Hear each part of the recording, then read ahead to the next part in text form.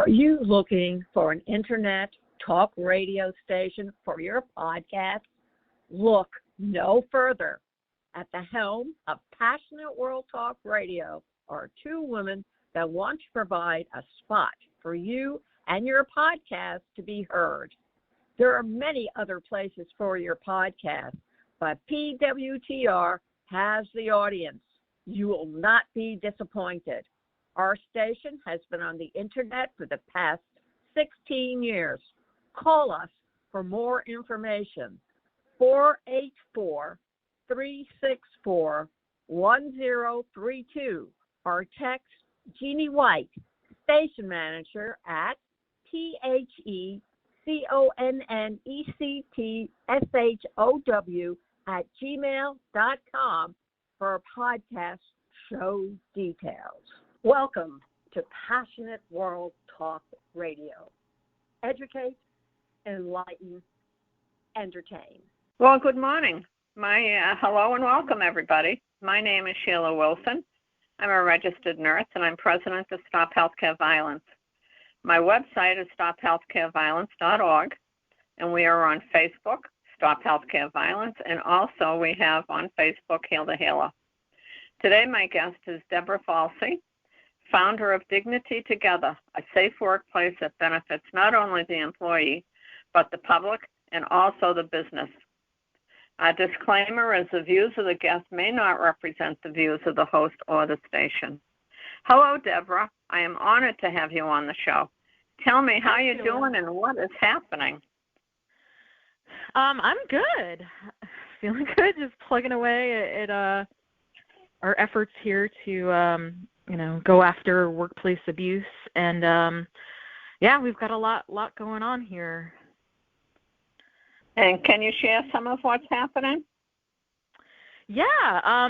So one of the big things that's been happening lately is there was a case in Ohio actually on March 9th of 2021. A man by the name of Evan Seyfried, who was 40 years old, he took his own life after he was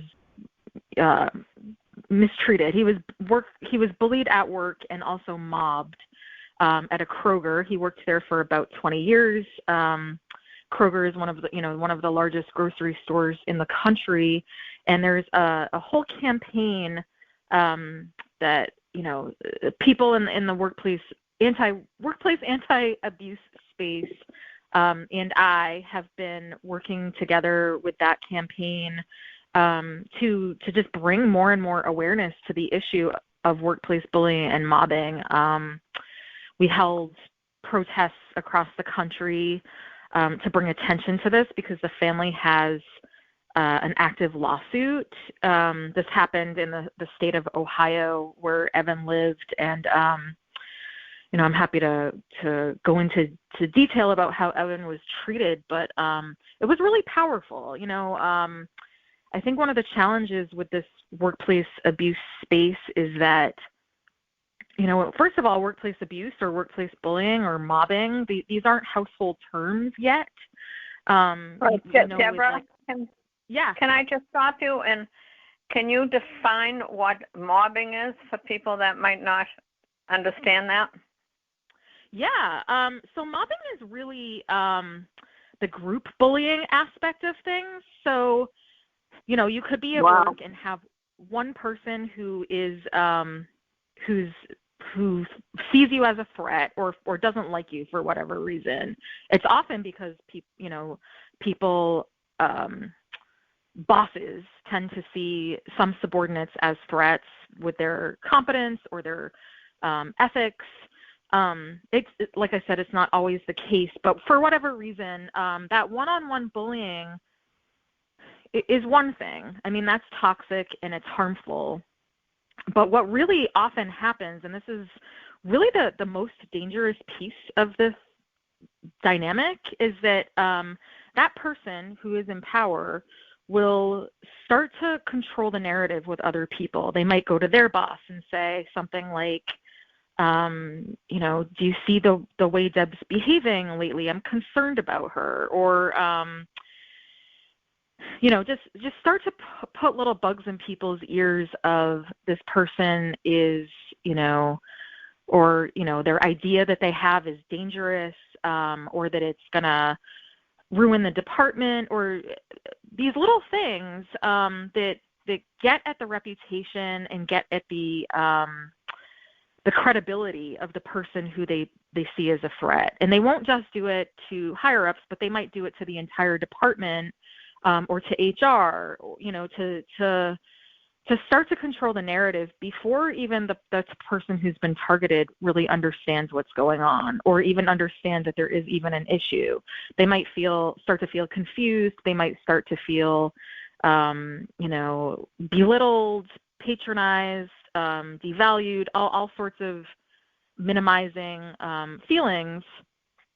But, ultimately, or behind the scenes, this is usually the behavior that's going on, and we call that mobbing. We call that, it's essentially group bullying, and it's designed to isolate the target, to often make them question themselves. So because of the behavior, the target ends up, well, this is also part of a normal part of a trauma response, but rumination is really a common thing that we see among targets, because there is so much confusion around, a lot of these top performers end up thinking like, am I not crossing my T's enough and dotting my I's enough? And it just turns into this situation where the person who has more of the power, like I said, this can happen with a coworker, but it most often happens with somebody who has more power. This is how it becomes an issue, and that person gains power and builds their own momentum by using these mobbing tactics. And this is what happened with Evan. So, in his situation, and this issue actually made the Washington Post last year. There's actually a wrongful death lawsuit, like I mentioned, and I can just kind of dive into his situation as an example of how this happened, Yeah, or that how would be this great. can happen.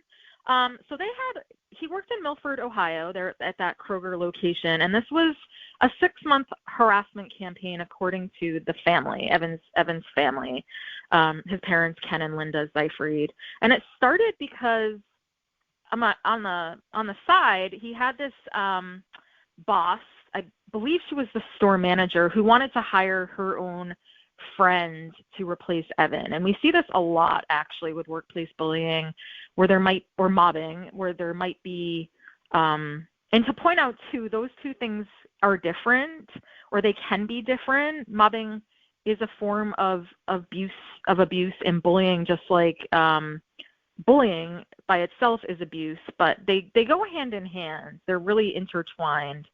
But we see this a lot. If there's a new boss coming in and they want to hire all of their friends, in order to be able to do that, they need to push out the existing workers. And, it's because, there's not an easy way, or there is an easy way. They can just lay off the person and pay them some sort of severance package. But instead, they push them out using psychological abuse. So in Evan's case, it started during COVID, and him working in a public grocery store. He was wearing a face mask, and this woman, her name is Shannon Frazee, and there was also a bully named Joseph Pig. Shannon would harass him for wearing this face mask. People, getting other people also to call him Antifa, making fun of him for his political beliefs. And of course, a lot of people will join in these situations because they're forced to choose between, standing up for the target or becoming the next target. So a lot of people choose to side with power in these situations because they need their paychecks. They need to keep up their lifestyle. They need to pay their bills, that sort of thing. And it's especially damaging with, low-wage workers, with, single moms, people like that. There were also sexual advances, unwanted sexual advances towards Evan.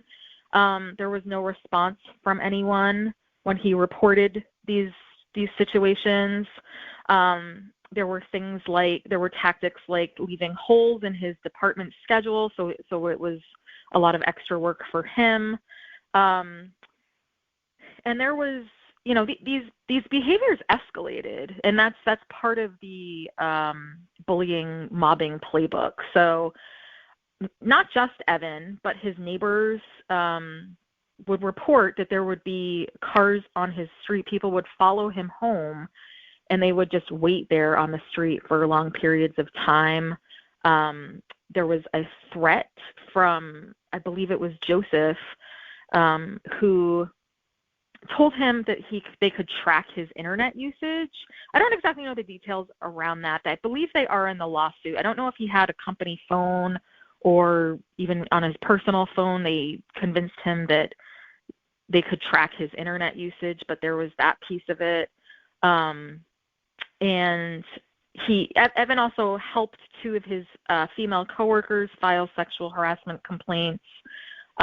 Ultimately, Evan received texts with child pornography on them, and this is the piece. Yeah, I mean, it just kept escalating, and this is the piece that, actually, I'll add in there too that the lawsuit really details this alleged sabotage in an audit. This is somebody who was a top performer for almost 2 decades, and on the day of an audit, he had, he was a dairy manager. He had people come in repeatedly replacing, milk and replacing product in his section with outdated product. And one part of the lawsuit is just timestamp after timestamp over the course of one day of these types of, this type of sabotage happening. So, and then in this time, Evan was written up 9 times after he was never written up once in his 2-decade career. So, and in this time, was it the same manager, the same boss? Yeah, it was the same woman.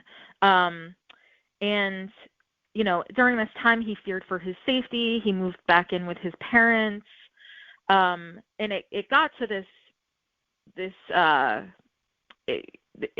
it rose to this point where he ended up quitting, but before he quit, he was worried about this audit, phone monitoring, this plan. He believed they were planning to frame him for child pornography. And March 9th, like I said earlier, the day that he took his life was actually the day that he was supposed to have a meeting with them. And this I've heard multiple times in the, studying this issue over the years, that when people feel like they're about to be fired, in these situations, that is, the time where they may be most likely to take their lives. A lot of the suicide ideation happens right before they believe they're about to be fired. I've heard of this happening in other situations. This part is graphic, but his dad, Ken Zeifried, actually found Evan in his childhood bedroom, and he had slashed his throat, I believe slashed his wrists, in a very gruesome situation in taking his own life. So the family filed this lawsuit. They uncovered I believe it was a binder of information even after the fact, where Evan had documented a lot of what happened to him. And so, the family is trying to hold Kroger accountable for its severe negligence in this situation. Evan had reported this behavior time after time.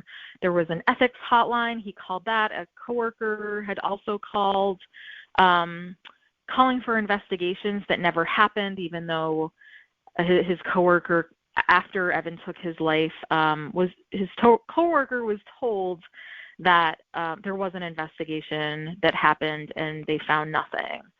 Of course, they were never contacted about an investigation, so we can put that, word investigation in quotes, because clearly it wasn't a thorough investigation. It probably wasn't an investigation at all.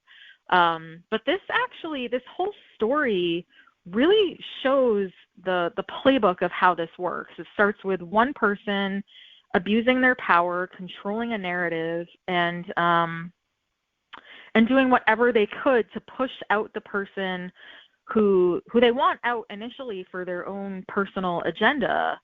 And oftentimes that can just be that person's competence makes them, by comparison, look incompetent, and they're fully aware of that. But they're not there for the organization. They're there for their own image. They're there for their own personal agenda, personal gain. And, and then they just keep escalating the behavior. They keep ignoring what the complaints of the person who's being targeted, and they just keep escalating it until the person leaves. They die, or they're just ruined emotionally. They could, all the psychological harm with PTSD is a really common thing with this. It could also be any stress-related symptom, anxiety, depression, digestive issues, any way that this could play out physically, also. And then, it could be financial ruin, isolation, all of it. It's incredibly damaging. So. Debra, can I take you back for just in talking? And I don't know if you're going to know this answer, but I've worked for over 45 years, I think. And I've worked in nursing and worked with a lot of different people, and not everybody gets along. We may not like each other for whatever reason, but when you're with somebody that you're not really crazy about, and how does all these other people, I guess it's the mobbing part, why would they think it's okay? Well, you won't be able to answer that because we don't know why they would do something like that. But is there any type of, I don't know, maybe they get raises, or why would people do something like that? And is this something that you have found with your experience, that it's certain organizations that, all of a sudden they come as a group and they start to bully somebody? I don't understand that. It's that has to be. I don't know why people would do that. I don't know if you can answer that. Maybe I'm not making this clear, but that just yeah. I mean, this is the number one question that people ask: like, why does this even happen in the first place? Janice Harper wrote a book about mobbing, and she says this is actually animal behavior. We are hardwired to. We are hardwired to mob. Groupthink is a thing. It's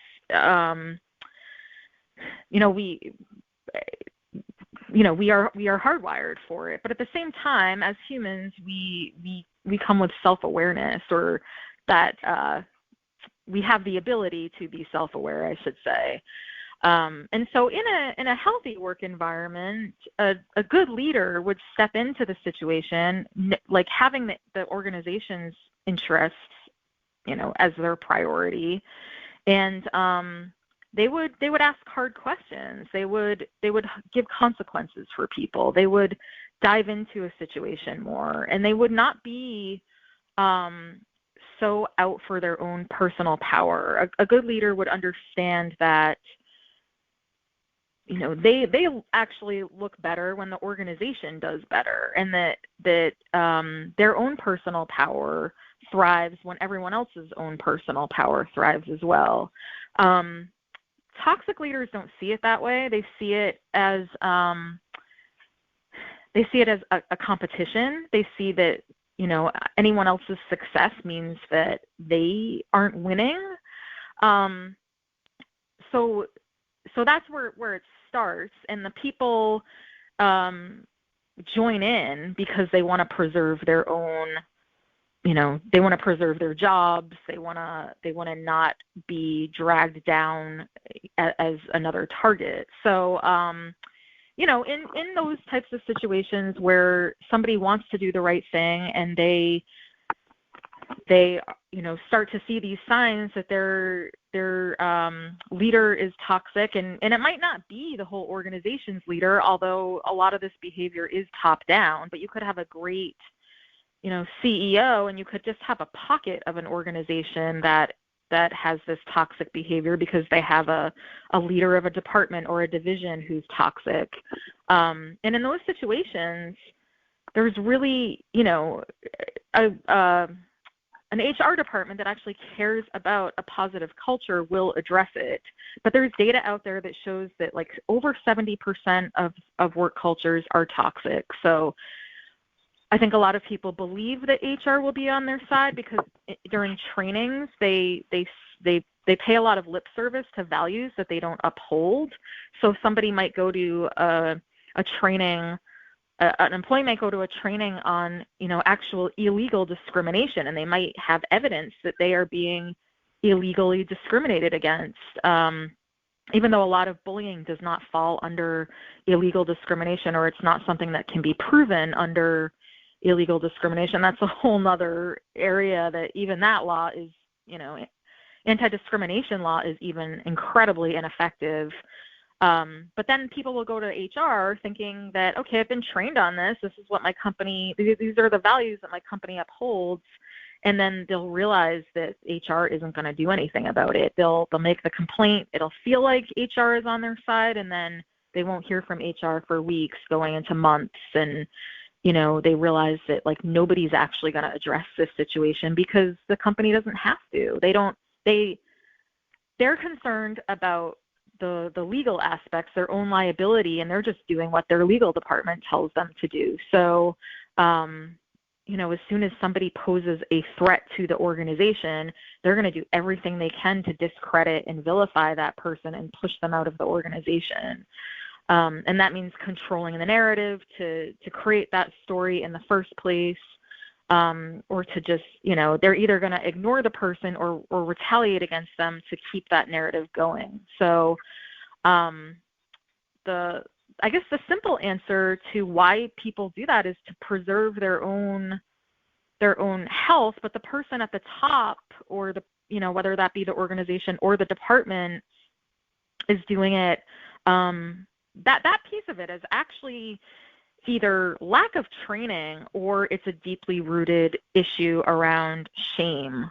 You know, there can be narcissistic behaviors here. It's not always narcissism. I think in this space we're quick to say, okay, this is narcissistic behavior.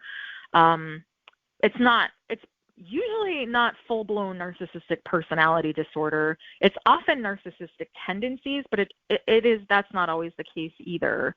I don't know that I've seen actual data on, you know, that sort of thing.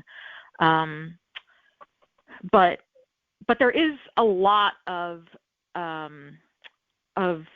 childhood trauma that affects people taking out their childhood trauma as adults in toxic ways. That whole saying, hurt people. It's the case of people not really addressing these feelings of shame that they feel when, you know, when somebody is competent and ethical, and they resort to doing whatever they can to preserve their own power because of these feelings of shame that they have. So hopefully that answers your question. I think it's a complicated answer, but it's really complicated because I'm trying to think about. I've gone to human resources in one of my jobs because I was seeing something that, you know, the boss was going after one of the assistants, and and it wasn't going after, but she always would corner this person and should say something to them. And it would be derogatory, she wasn't working hard enough, and she said it loud enough so, everybody could hear it. So, and then I was working with another nurse, and she felt the same way. So both of us went to Human Resources at different times. We got our appointments and we went up there, and the woman listened, and I had a woman. I don't know who the other nurse went to, and but nothing was ever done.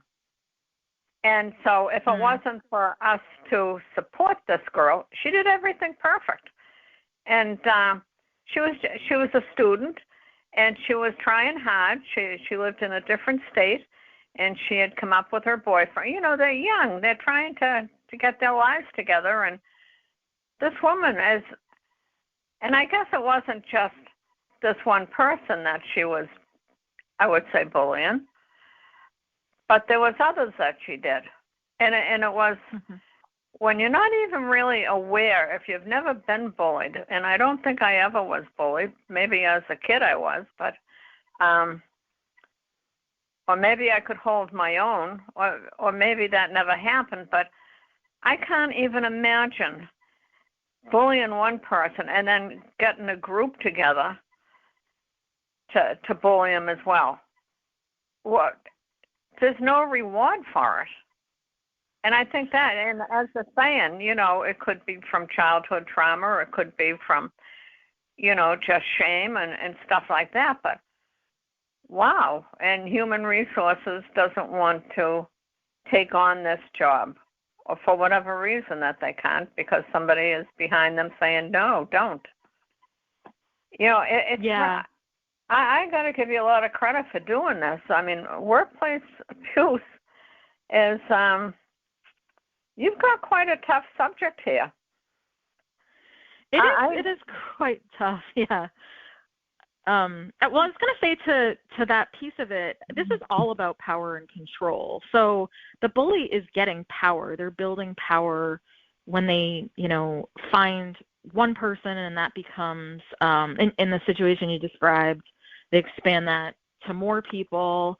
Often it's the case that the people that they're expanding it to, they're trying to convince all of those other people to go after the original person, to isolate them, and to push them out, because then they don't have to, A, it makes them feel powerful, and B, they don't have to feel those feelings of shame, or they don't have to feel that, or at least in that situation, they don't have to feel that person's a threat to them anymore. So, these are all about power and control. And on top of it, so there's like the psychological aspect, but there's also the sociological aspect, where from an organizational standpoint and from, a government standpoint, the people in power write the rules to keep themselves in power. And that's really what this is about, is maintaining control and power.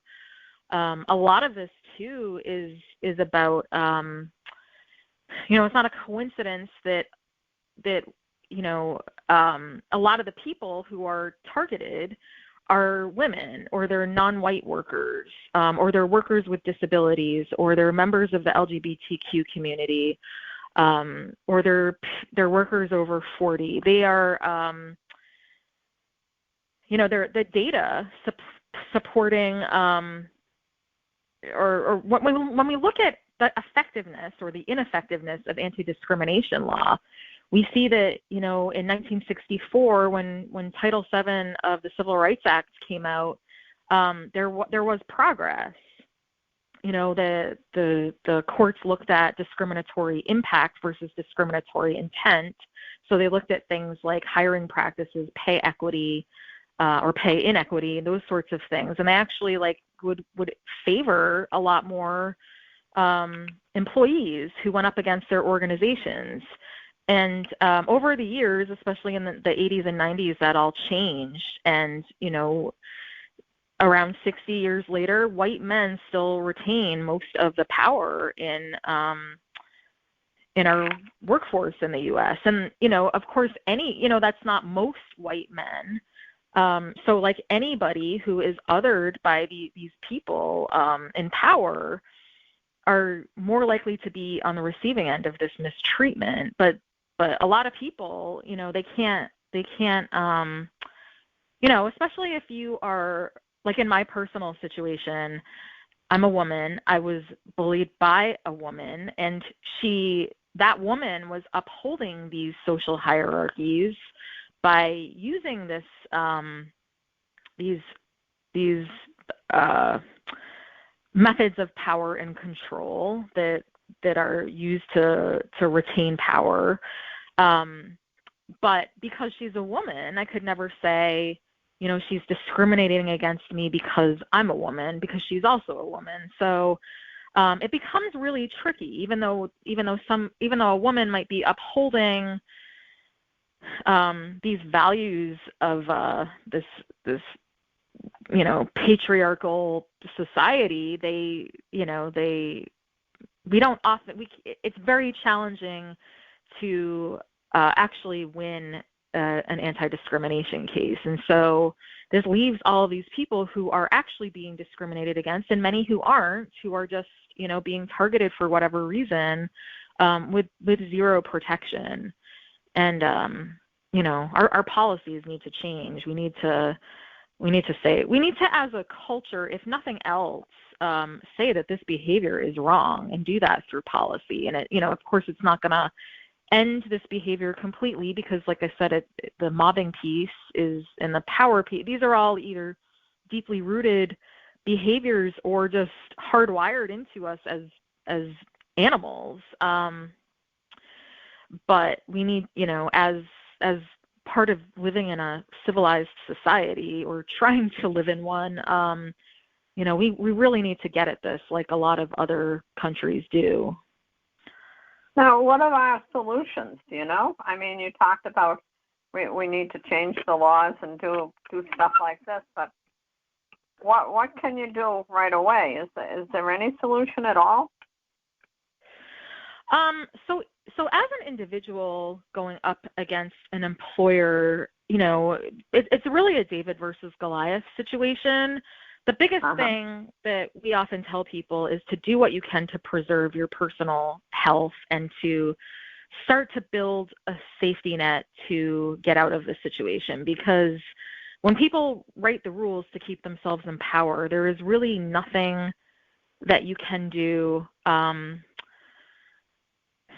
the situation. Most often HR doesn't do anything, even if the HR representatives want to do the right thing. They still report to the higher ups. So ultimately the organization has more resources. They have more money, more lawyers, more better relationships with the courts. I'm sorry? I said they have more everything. Yeah, and so the individual has to resort to using their personal finances to go up against an employer. There's no law. Of course, a lot of situations, or I shouldn't say a lot, there are situations that can fall under illegal discrimination, or some other claim. There are some pretty extreme laws, like intentional infliction of emotional distress. There are some things out there that that's actually what's being used in Evan's situation. But those, that's an incredibly high threshold to prove. So there's really not much. We really don't have much legal protection in most situations. And even when we do, we're asked to be using our own personal finances, where our whole characters falling under attack. We often don't get to explain the merits of our cases, because most often targets will realize that they're not going to get reinstated in their job. They're not going to change the culture of the organization. And really, the further along they go, they realize, well, the only thing I can get is financial compensation here. The median settlement, I guess, is around $30,000, and of course, legal fees can quickly add up to around that number, sometimes more. Yeah. So there's really not a huge benefit to using the legal system. It doesn't, some people are like, well, I'm going to fight this no matter what. And if that's what people need to do for themselves, it's, like I said, it's very hard in the absence of a law, but they can still do that. And even if we were able to pass a law, we want people to understand that there is the high likelihood of re-trauma going through that whole exercise, because then it's definitely a case of mobbing. It's one person against the organization. There aren't that many collective, like, class action suits with these types of situations, or I believe in general. They're much less common these days, and they're also just really hard to have. I mean, when the employer's goal is to isolate an employee, it's really hard to identify other employees who have gone through this. So, my goal, and the people that I'm working with, is to pass legislation on with the goal of preventing this behavior in the first place. So just like we saw with the Me Too movement, sexual harassment has not gone away just because there is sexual harassment law. But it has if you talk to people who have worked decades ago, they will say that in general our work cultures are improved around sexual harassment. I've just heard some horror stories from people who have worked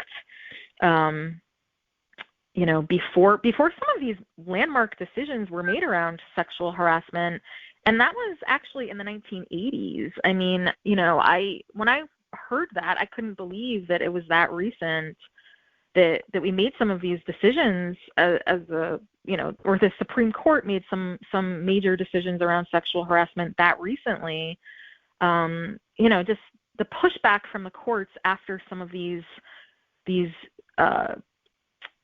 laws have been passed has been very strong. I mean, the people in power, like I said, they write the rules to keep themselves in power. It always goes back to that. So I think with our work, a lot of this, the vast majority of the work in this is educating people on what they're going through, connecting them to other people who are going through it, helping them see the signs of it, helping them understand that it's not them, that even if, even in a mobbing situation where people are much more likely to push back and be reactive, they're still not, they still didn't start the abuse. Abuse is abuse. It still goes back to that. We want people to keep themselves in check about how they do react, but it's also a normal human response to feel angry, to feel depressed, to feel betrayed, to feel belittled, minimized. All of these things are normal emotions to going through this. This is trauma. So education is a huge piece of this. We're also, in my efforts, working on this campaign called End Workplace Abuse, and if you go to endworkplaceabuse.com, there are a whole host of active issues that are that people are trying to pass across the country. And these are all abuse tactics that employers wield against employees to retain their power. Different things like abusive waivers, where employers will ask upon somebody starting a job to waive their rights to protect themselves. They basically say, I won't sue you if you take, if there's illegal activity that harms me. There's at-will employment, which, right now we are at the will of our employers, but this Montana is the only state in the country to ban this practice. So wrongful termination, constructive discharge, those are both perfectly legal. We don't work with employee contracts. So, in the states like Massachusetts, where we're fighting for a ban of at-will employment, we're trying to get rid of that situation that favors employers. There's a whole host of issues that I think we need to build a lot of awareness around that show how much power employers really have. There's a whole list of reasons why employers can't discriminate against employees, but domestic violence isn't one of them. They can discriminate against, I believe, at least in most states, that they can discriminate against someone who's experiencing domestic violence. Even Medicare for All can help provide a safety net for people who are, it will untie people's health care from their jobs, so that it can help people have a safety net to have, if we do pass Medicare for All, which most Americans support. Not minimum wage, increasing that can give us as workers some rights, or just the ability to pay our bills and to have more well-being. Banning non-disclosure agreements that silence victims, especially with serial abusers, that's a major one that ties in really strongly with this issue.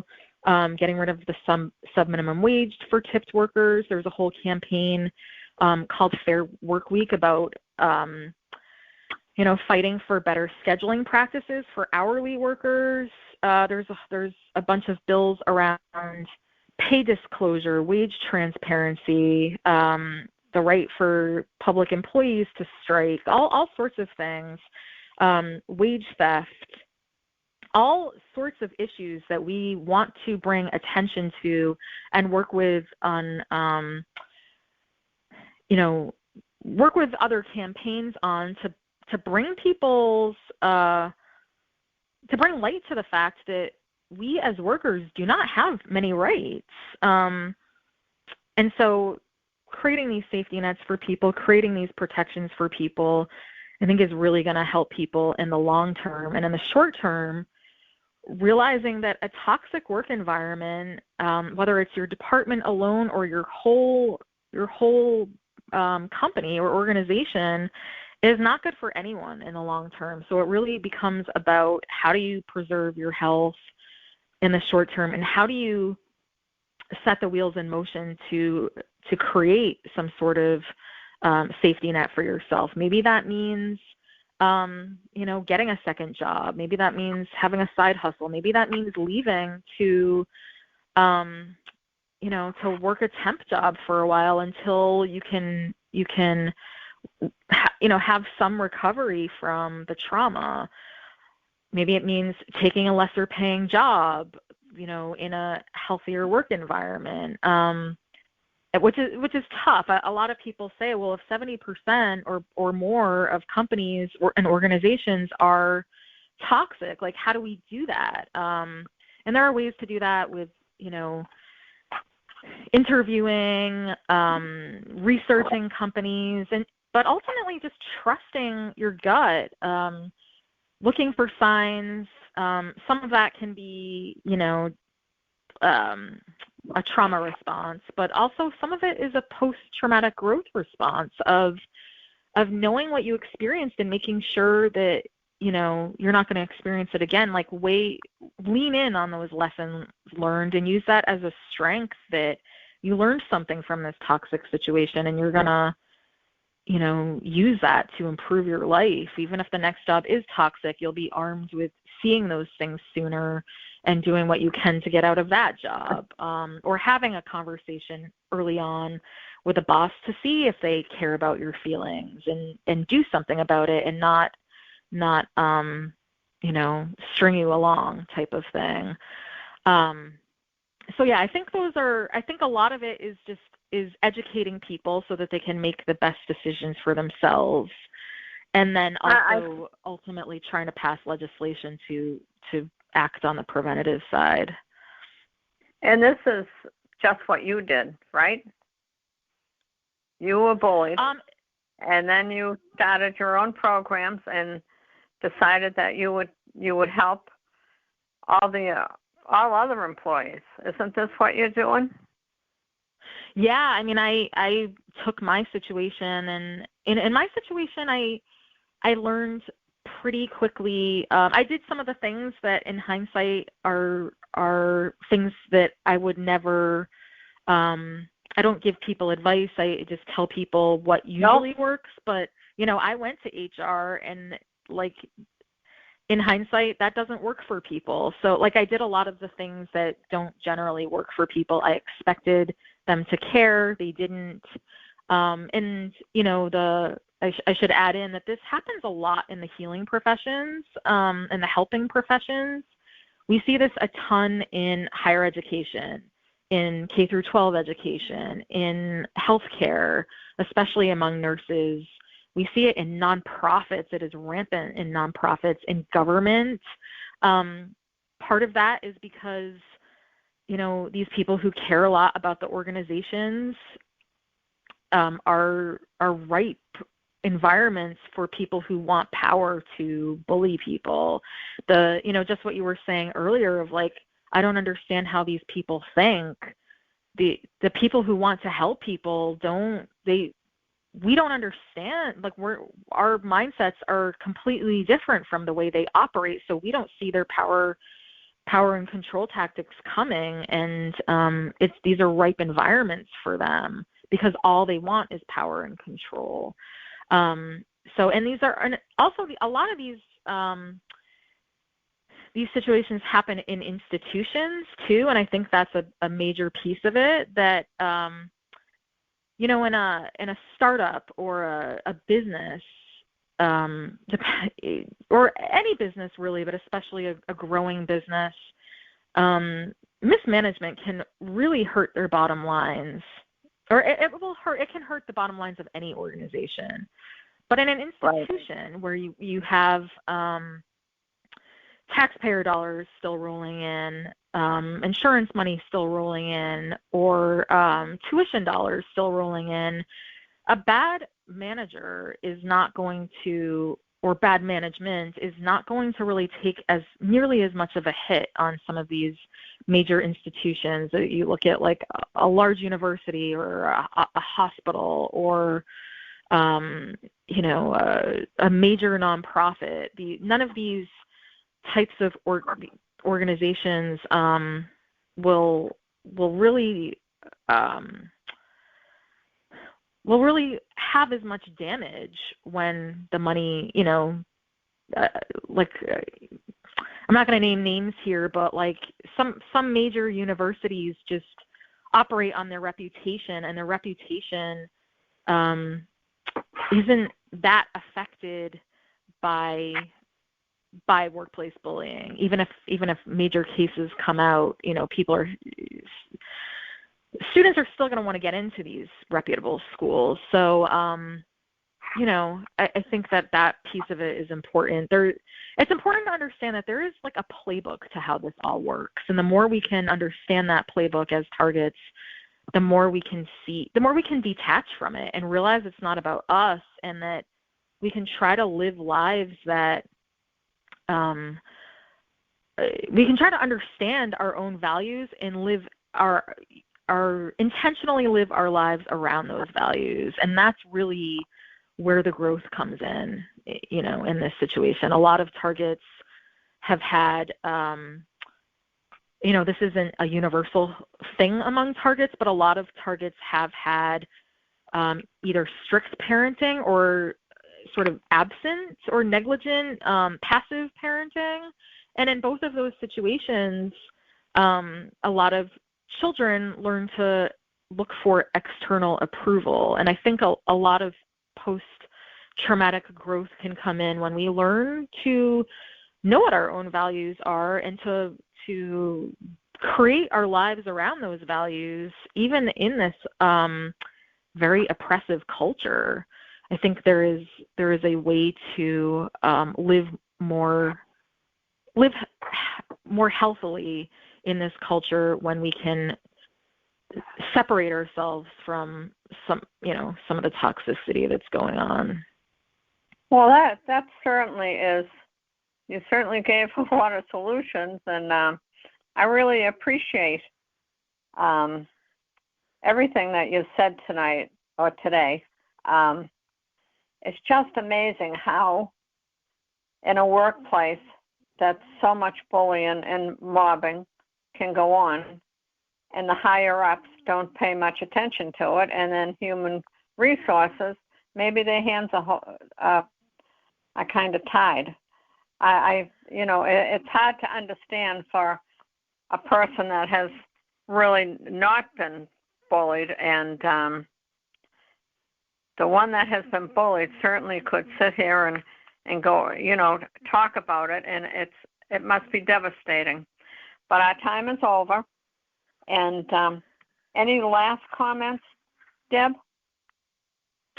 I just, to your point about the devastation, I think that recognizing the devastation that it's having on your life is really important, and understanding that connection is really a major piece in healing from this trauma. I mean, people can go to, endworkplaceabuse.com to see some of these, to take action. But really, before taking action, it's really about that connection piece. And that's, I do that through my work, through dignitytogether.org, through Redefine, or dignitytogether.org is, courses, free peer support groups, that sort of thing. And then there's the Redefine arm of the work, which is virtual summits, in-person summits, retreats, just all different ways where people can connect with other people, and some options for free.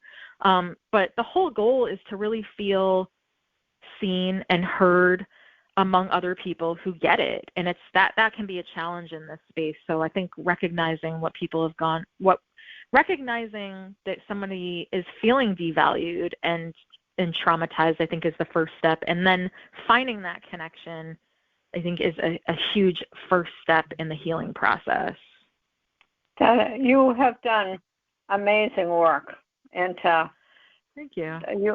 It's people that will be hearing this can go to your Dignity Together, and you have information there that they can go on and find other information. dignitytogether.org. It's dignitytogether.org. That is absolutely amazing, and it had to take an awful lot for you to do this. I mean, you were bullied, and you found your solution as to what you can do, and now you're helping other people. That is terrific. I applaud you. Thank you. And maybe that. Thank you. You'll come back on the show someday. I don't know why I'm getting my nights and days mixed up. Absolutely, anytime. Thank you, Debra, for being on the show. And I want to thank Lillian Caldwell, who is the CEO of Passionate World Talk Radio, and Jeannie White, who is the station manager, for allowing us to be on the station. Thank you very much, and I'll say talk next time.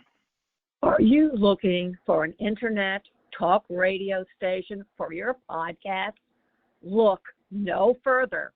At the helm of Passionate World Talk Radio are two women that want to provide a spot for you and your podcast to be heard. There are many other places for your podcast, but PWTR has the audience. You will not be disappointed. Our station has been on the internet for the past 16 years. Call us for more information. 484-364-1032 or text Jeannie White, station manager, at PHECONNECTSHOW@gmail.com for podcast show details. Thank you for listening to Passionate World Talk Radio. You can listen to this program all over again by going over to https://passionateworldtalkradio.com. You can also hear it on Spotify, Spreaker, Amazon Alexa, AMFM247.com every Tuesday evening between 8 and 9 p.m.